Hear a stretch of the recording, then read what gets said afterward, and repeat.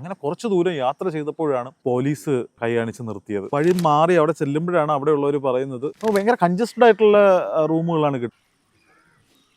Hi all. അപ്പം നമ്മൾ പൂനെയിലെത്തി അല്ലേ. അപ്പം പൂനെയിൽ മഴ പെയ്ത് തുണികളെല്ലാം നനഞ്ഞതിന് ശേഷം ഉണക്കാനൊക്കെ ഇട്ട് ആ റൂമിനകത്ത് മൊത്തം ഉണക്കാനിട്ടിട്ട് പിറ്റേ ദിവസം മുംബൈയിലേക്ക് പോകാനായിട്ട് പ്ലാൻ ചെയ്യുകയാണ്. ഒരു 6:30 ആയപ്പോഴത്തേക്കും റൂമിൽ നിന്ന് പുറത്തിറങ്ങി ജാക്കറ്റൊക്കെ ഇട്ട്, ജാക്കറ്റ് എന്ന് വെച്ചാൽ ജാക്കറ്റിന് മേലെ റെയിൻകോട്ട് ഒക്കെ ഇട്ടിട്ടാണ് എന്ത് ചെയ്യുന്നത്, മുംബൈയിലേക്ക് യാത്ര തിരിക്കുന്നത്. മുംബൈയിലേക്കുള്ള യാത്ര ഓൺ ദ വേയിൽ ശരിക്കും റൂട്ട് ഒരുപാട് മാറി. നമ്മൾ അറിയാണ്ട് എക്സ്പ്രസ് ഹൈവേയിലൊക്കെ കയറി.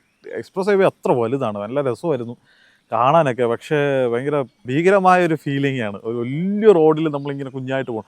അപ്പോൾ ഇത് എക്സ്പ്രസ് ഹൈവേ ആണ്, ഇത് ടൂ വീലറിന് ഓട്ടിക്കാൻ പാടില്ലാത്തതാണെന്നൊന്നും അപ്പോൾ തോന്നിയില്ല. അങ്ങനെ കുറച്ച് ദൂരം യാത്ര ചെയ്തപ്പോഴാണ് പോലീസ് കൈ കാണിച്ച് നിർത്തിയത്.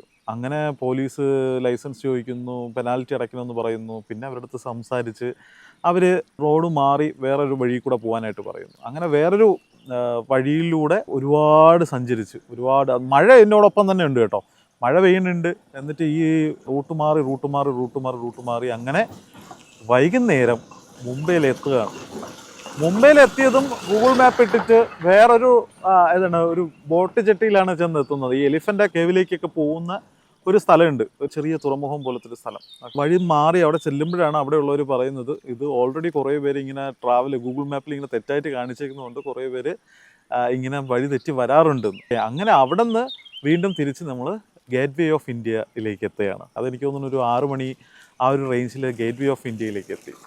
ഗേറ്റ് വേ ഓഫ് ഇന്ത്യയും താജും ശരിക്കും ഒരു വല്ലാത്തൊരു അനുഭവമായിരുന്നു. കാരണം എന്ന് വെച്ച് കഴിഞ്ഞാൽ ടി വിയിലും സിനിമയിലും മാത്രം കണ്ടിട്ടുള്ളതായിരുന്നു ഗേറ്റ് വേ ഓഫ് ഇന്ത്യ.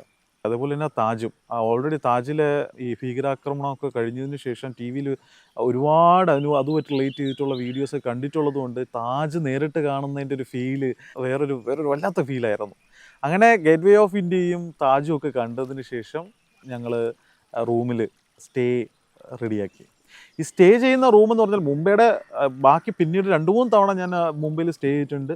മുംബൈയിലെ ഈ ഭാഗത്ത്, ഈ ഗേറ്റ് വേ ഓഫ് ഇന്ത്യയുടെ ആ ഭാഗത്ത് സ്റ്റേ ചെയ്യുമ്പോഴത്തേക്കും നമുക്ക് ഭയങ്കര കൺജസ്റ്റഡ് ആയിട്ടുള്ള റൂമുകളാണ് കിട്ടുന്നത്. ശരിക്കും നമ്മൾ അന്ന് താമസിച്ച റൂം പോലും 2 പേർക്ക് മാത്രമേ എന്ത് ചെയ്യാനുള്ളൂ, സ്റ്റേ ചെയ്യാനായിട്ട് പറ്റത്തുള്ളൂ. അതുമാത്രം അതിനോടൊപ്പം ചേർന്ന് വരുന്ന ഒരു വാഷ്റൂമും മാത്രമായിട്ടുള്ള ഫെസിലിറ്റി ആയിരുന്നു അവിടെ ഉണ്ടായിരുന്നത്.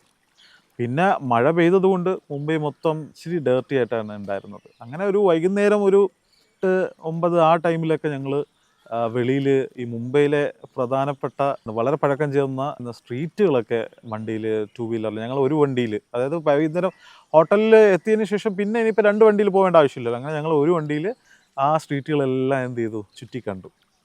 അങ്ങനെയാണ് മുംബൈ എക്സ്പ്ലോർ ചെയ്തത്. അപ്പോൾ അടുത്ത എപ്പിസോഡിൽ മുംബൈയിൽ നിന്ന് ഗുജറാത്തിലേക്ക് പോകുന്ന കഥയാണ്.